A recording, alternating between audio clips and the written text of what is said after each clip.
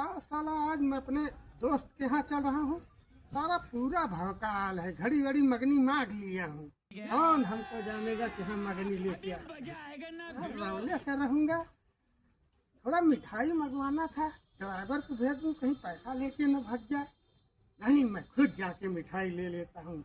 अरे लीड उड लगा लूँ इसको। चलो देखता हूँ। अरे काका पला गए। अरे भाई, मैं तो आपको पहचाना नहीं।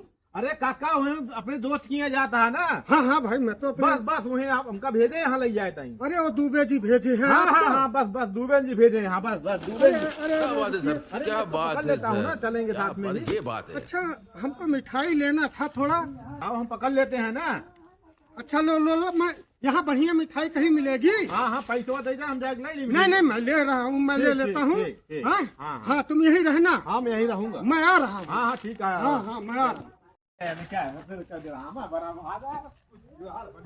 साला इधर मिठाई भी नहीं मिला, कहाँ गया?